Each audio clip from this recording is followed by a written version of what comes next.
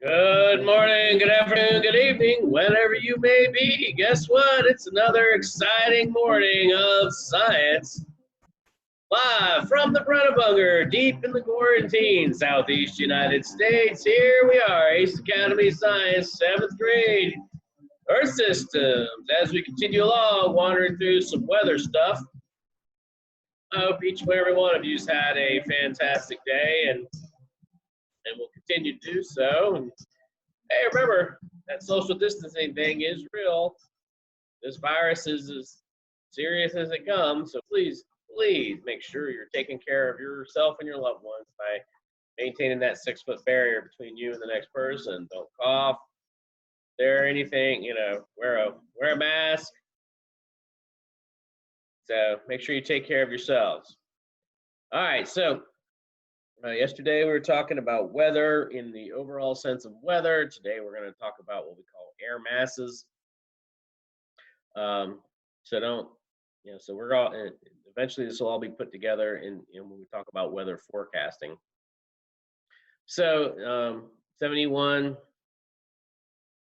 I mean, we're bouncing all over 7.E.1 because it's like 1 through .1 through .6. So what air masses covers a couple different chunks, but I can describe an air mass and the effect it has on weather.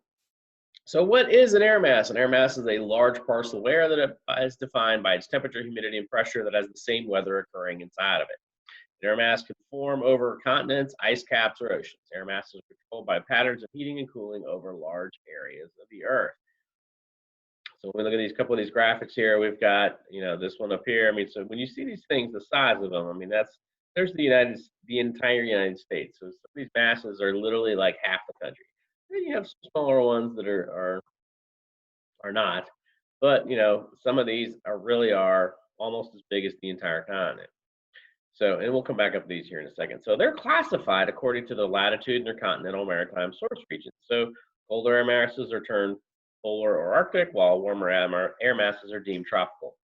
Continental and superior air masses are dry, while maritime and monsoon air masses are moist.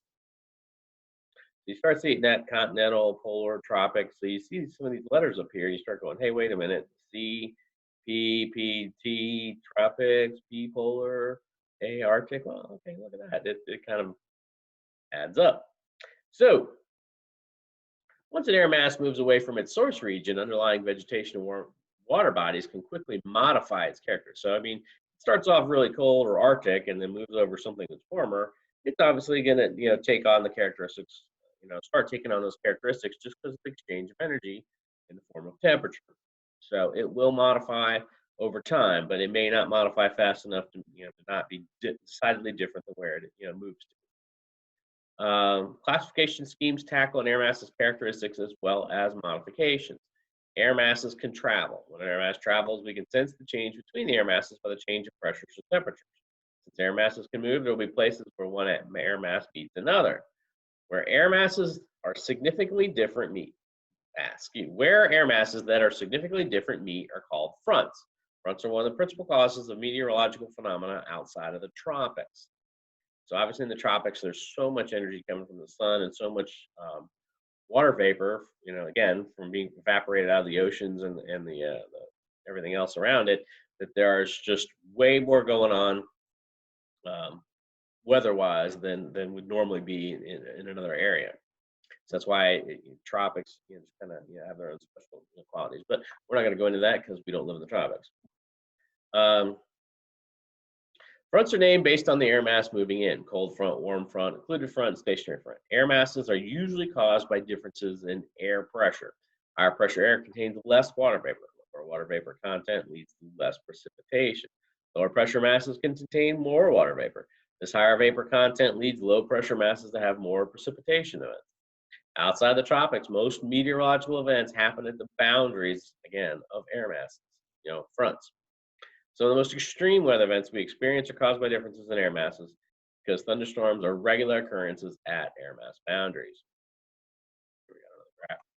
So, and again, you're looking at that, so here's, when you see all these letters on here and see all these letters up here and in here, this gives you a brief, look at, MT, maritime tropical, maritime, equatorial.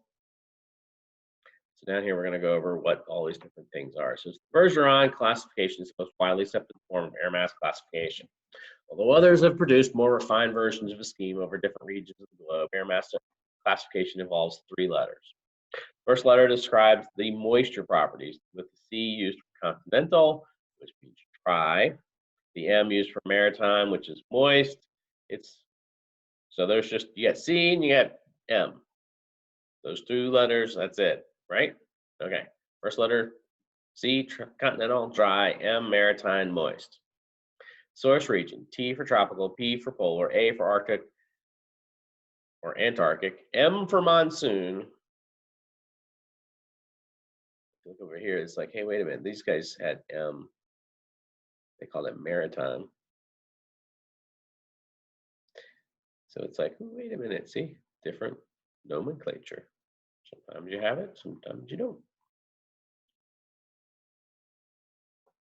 E for equatorial.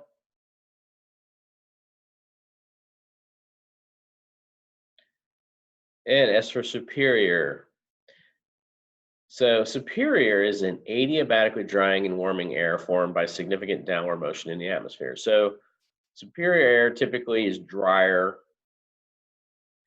than other air. So it is and so sometimes superior is it's a little bit of an interesting thing. So for instance, an air mass originating over the desert southwest United States in the summer may be designated C, continental, T, tropical, because it's warm down there. Air mass originating over northern Siberia in the winter may be indicated as C, continental, because it's over land, A, Arctic. The stability of an air mass may be shown using a third letter, either K, air mass colder than the surface below it, or W, air mass warmer than the surface below it. So an example of this might be a polar air mass blowing over the Gulf Stream, denoted as C, continental, P, polar, K, colder than the air than the land it's blowing over. Occasionally, one may encounter the use of an apostrophe or degree tick, denoting the given air mass having the same notation as another is replacing as colder than the replaced air mass, usually for polar air masses. So example, a series of fronts over the Pacific might show an air mass denoted MPK, followed by another denoted MPK prime. Also, part of this classification system is whether an air mass is superior. Superior air mass will typically sit on top of a wet maritime air mass. This forms what was known as a trade wind inversion. So superior, so masses not only can butt up against each other, but they can literally slide them one over the top of another. So here we go. So continental Arctic, or air mass forms up here, bitterly cold and dry. Arctic, continental means dry, Arctic means cold. Maritime, polar. So that's going to be cool because it's polar, and moist because it's maritime. Continental polar. Cold because it's polar, dry because it's continental. Maritime polar over here, same as over here. Maritime tropic. Maritime is moist, tropic is warm. Continental tropic. Continental is dry, tropic is hot. Maritime tropic, continental tropic, maritime polar. You have these. Maritime polar, maritime tropic.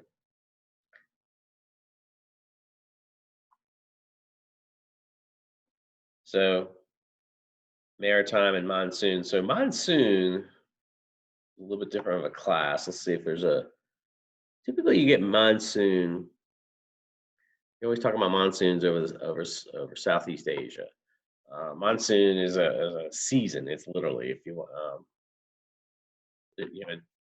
quote, the rainy season. That's called the monsoon season. So when you get monsoon air masses, they bring literally almost a change in climate. Going from almost a dry climate to an extremely wet one. So but it's something that's seen typically in Southeast Asia, Vietnam, Laos, Cambodia, those areas, Philippines. And it goes literally part of the year is very dry and kind of normal for us, and the rest another part of the year is incredibly wet and rains nearly all the time. And they literally call it the monsoon season. So that's where that monsoon air mass comes into. So effectively, air masses named based on what type of air it is and where it came from. So maritime, wet, cold, continental, dry. Maritime, wet, continental, dry.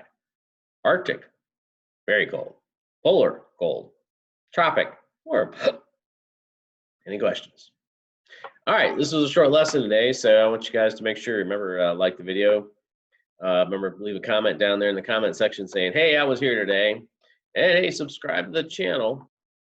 And once again, when you guys are answering the questions, those 5 questions I put in for every, the normal daily work, please go back and reference the video that the questions are asked about before you just cut and paste something off the internet that has nothing to do with it. A and B, please read your answer before you turn it in, because a lot of you guys are just cutting and pasting stuff, and you're getting things. I mean, you're putting stuff in there that has nothing to do with what we're talking about. So please watch the videos, answer the questions based on the videos. That's it. Don't go wandering off a reservation and figuring out, oh, I'm going to pull this from over here that has nothing to do with what we're talking about. Watch the videos. All the questions have answers in the videos. All right. Hope you guys have a great rest of your day. Hope you guys are feeling good. Once again, if you need to contact me for anything, 704-363-9034 is my phone number. Call, text. I will happily answer your questions. Anyway, have a great day. We'll talk to y'all later.